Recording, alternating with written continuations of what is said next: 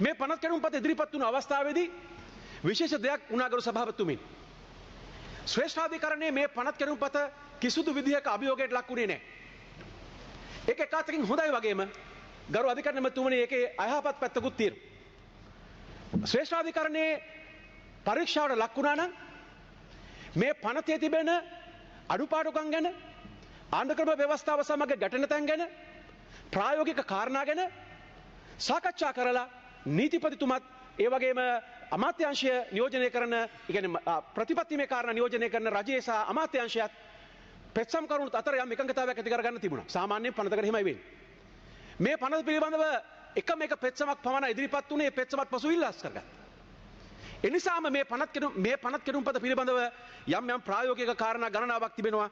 ඒ කරුණු මම රජයේ අවධානයට ලක් කරන්න කැමතියි. ඒ වගේම නීතිපතිවරයා පාර්ලිමේන්තුවේ මේ පනත් සම්මත කිරීමේ ක්‍රියාදාමය පිළිබඳ පාර්ලිමේන්තුව අධීක්ෂණය කරනවා. ඔහුගේ අවධානයට ලක් කිරීම සඳහා. ගරු සභාපතිතුමනි, අපි තාම සතුටු වෙනවා. පහුගිය ජනාධිපතිවරණයේදී අපිට ජයග්‍රහණය කරන්න බැරි වුණා. සජිත් ප්‍රේමදාස මැතිතුමාගේ සමගි ජන බලවේගයේ ප්‍රතිපත්ති ප්‍රකාශනයේ මෙම පනත් කෙඩුම්පත අපේ ප්‍රමුඛ කටයුත්තක් ලෙස සලකලා පාර්ලිමේන්තුව ඉදිරිපත් කළ සම්මත කරගන්නවා කියන කාරණය අපි සඳහන් කරා. ඒ වගේම වර්තමාන රජයේ ප්‍රතිපත්ති ප්‍රකාශනයේත් එහෙම තිබුණා. ඒ නිසා අනුර කුමාර දිසානායක දිනුවත් සජිත් ප්‍රේමදාස දිනුවත් මේ දේ සිද්ධ වෙනවා. මේක සිද්ධ විය යුතු දෙයක්. ඒ නිසා මේ රටේ මේ අයුතු ලෙස ධනය අත්පත් කරගෙන තිබෙන්නේ දේශපාලනඥයන් පමණක් නෙමෙයි. අයුතු ලෙස ධනය අත්පත් කරගෙන තිබෙනවා බොහෝ දෙනෙක්. පුරවැසියන් විශාල පිරිසක්. ඒ වගේම ඒ සමහර මුදල් රට තුල සමහර රට එළියේ.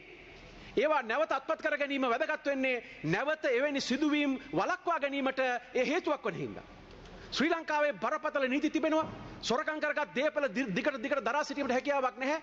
ඒවා නැවත රාජ්‍යයට සහ වින්දිතයන්ට අත්පත් කර ගැනීමට හැකි වෙනවා කියන කාරණය ගැන සමාජ මතයක් ඇති වෙනවා නම් ඒක රටේ නීති ආධිපත්‍ය පිළිබඳ වැදගත් කාරණයක්.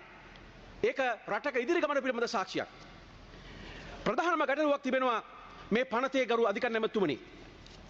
4.1 වගන්තිය.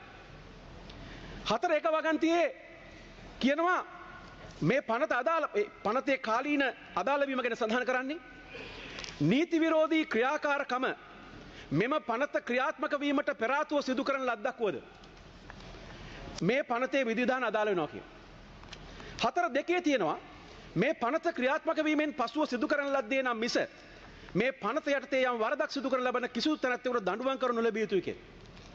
ඔබතුමා හොඳින් දන්නවා ආණ්ඩුක්‍රම ව්‍යවස්ථාවේ 13.6 වගන්තිය ප්‍රකාරව අතීතයට බලපාන දඬන නීති පැනවීමේ හැකියාවක් නැහැ. මං හිතන්නේ ඒකට ගලපන්න තමයි මේ 4.2 ඇතුළත් කරලා තියෙන්නේ. හැබැයි මේ පනතේ ස්වභාවය අනුව රජය විසින් දේපල අත්පත් කර ගැනීම ඒ දේපල පුද්ගලික අයිතියෙන් වෙනත් රාජ්‍ය ව්‍යුහයකට ලබා ගැනීම එය දණ්ඩනයක් හා සමානයි. ඒ දණ්ඩනයක ප්‍රතිඵලය තියෙන්නේ. ඒ නිසා 4.1 සහ 4.2 අතර පරස්පරතාවයක් තිබෙනවා. එය ආණ්ඩුක්‍රම ව්‍යවස්ථාවේ 13.6ට යම් ආකාරයක නිසක ලෙසම පරස්පරතාවයක් තිබෙනවා. ඒ නිසා මම ඔබතුමාගේ ඉල්ලා සිටින්නේ නීතියක් අර්ථ නිරූපණය කිරීමේ අවස්ථාවේදී උපයෝග කර ගැනීමට හැකිවන පරිදි සහ එලෙසම මේ පිළිබඳව ගරු නීතිපතිතුමාගේ කාරක සභාව අවස්ථාවේදී අවධානය පිණිස මම ඉදිරිපත් කරන්න කැමතියි. මෙතන ගැටලුවක් තිබෙනවා.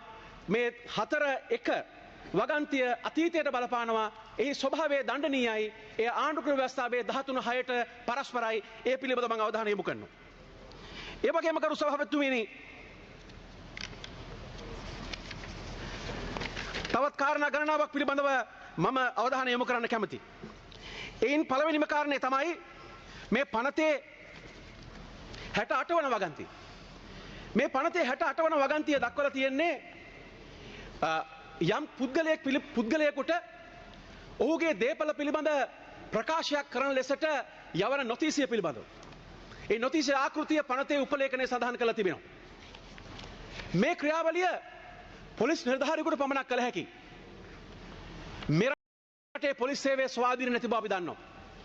රටේ දූරදර්ශන පොලිස්පතිවරයා මිනිමැරීමට කුමන්ත්‍රණය හෝ වෙඩි තැබීමට කුමන්ත්‍රණය ගැන සැකකරුවෙක් වෙලාද රිමාන්ඩ් භාරයේ සිටි. මිට කලින් නියෝජ්‍ය පොලිස්පතිවරයෙක් කොන්ත්‍රාත්මක මිනිමැරීමට වරදකරු වෙලාද සිරදඬුවම් විඳිනවා ශ්‍රේෂ්ඨාධිකරණයේ දඬුවම ස්ථිර වෙලා. ඒ වගේම ස්ත්‍රී දූෂණ වරදක අපරාධකරුට සැඟවී සිටීමට උපකාර කිරීම පිළිබඳව තවත් නියෝජ්‍ය පොලිස්පතිවරයෙකු දැන් සිරදඬුවම් විඳිනවා. එහෙව් රටක් මේ. එවැනි අවස්ථාවක පොලිසියට මේ අභිමතය ලබා දීම තුළ පෞද්ගලික හේතු මත හෝ දේශපාලනික හේතු මත හෝ වෙනත් පොලිසිය තේරුම් ගන්නා වෙනත් රටේ පුරවැසි අයිතීන් ඔබට යන වෙන හේතුවක් මත මේ නොතිසි නිකුත් කිරීමට හැකියාව තිබෙනවා. මේ නොතිසි නිකුත් කරාට පස්සේ ඇති වන ක්‍රියාදාමය ඊටම බරපතලයි. එය අත්ත වශයෙන්ම විශාල නඩුකරයක හා සමානයි. දැන් මේ පරිගැනීමට භාවිතා කරන්න පුළුවන්.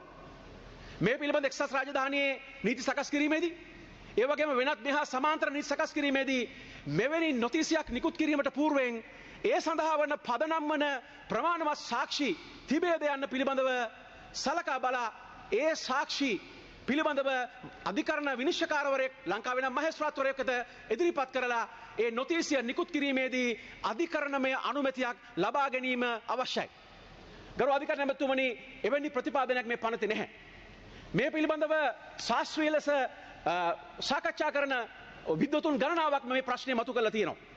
ඒ නිසා මම ඔබතුමාට යෝජනා කරනවා රාජ්‍ය විසින් අරගෙන සංශෝධනයක් හැටියට අධිකරණ මේ නොතිසිය පළවෙනි උපලේඛනයේ දක්වන නොතිසිය නිකුත් කිරීමට කලින් අධිකරණ මේ විමර්ශනයක් සඳහා අවකාශය සලසා දෙන පරිදි සුදුසු වැදගත් සංශෝධනයක් කරන ලෙස. ඒ අසුරු